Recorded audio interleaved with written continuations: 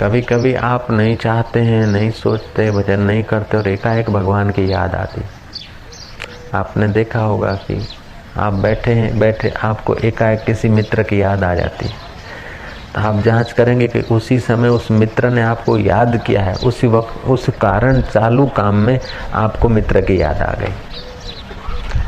माँ काम करती है और बेटे को भूख लगती है तो माँ को स्तनों में सरवड़ाहट होती है और माँ समझ जाती कि बेटे को भूख लगी है, बेटे की जठरा ने याद किया है। काचबा और काचबियों में भी ऐसा होता है। बच्चा पड़ा एक किनारे और काचबी दूसरे किनारे, बच्चे को पोषण की आवश्यकता होती तो काचबी का दिल आकर्षित हो जाता है। वैज्ञानिकों ने प्रयोग किए, खरगोश को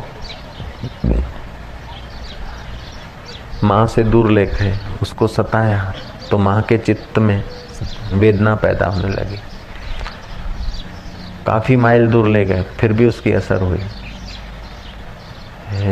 पनडुब्बी में ले गए दरिया में अंदर, जब बच्चे को सताते तो माँ को बाहर संवेदन। अब बच्चा माँ को याद करता है, जब सताया जाता है तो माँ को याद करता है, अथवा जब माँ बच्चे को याद करती है तभी भी बच्चा वो चिंता कुछ उसमें हरकत होने लगती। ऐसे ही आप संसार में काम करते हैं, व्यवहार करते हैं और ओचिंता जब भगवान का नाम याद आ जाए तो समझ लो भगवान आपको याद कर रहे हैं।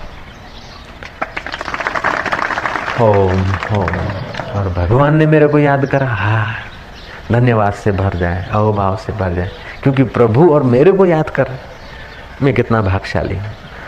आप कोई आयास नहीं करे, आप कोई प्रयास नहीं करे और एकाएक आपको परमात्मा का स्मरण हो आए, तो आप कुछ बातों में लगे, कोई व्यवहार में लगे और एकाएक आपको किसी मित्र का स्मरण हो आता है तो मित्र आपको याद करता है।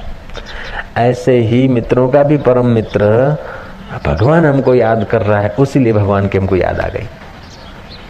ऐसा समझकर भगवान का भजन करें। दूसरा कि भगवान के मंत्र में जो है ना,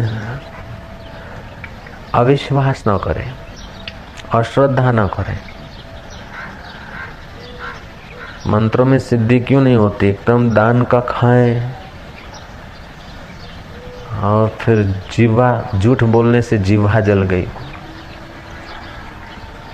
दान का खाने से जीवा जल गए और काम विकार में जीवन बर्बाद करने से हृदय जल गया, उसलिए सिद्धि जल्दी नहीं होती और फिर अविश्वास हो जाता है। तो ये अविश्वास आदि जो दोष है ना, ये नहीं आने चाहिए।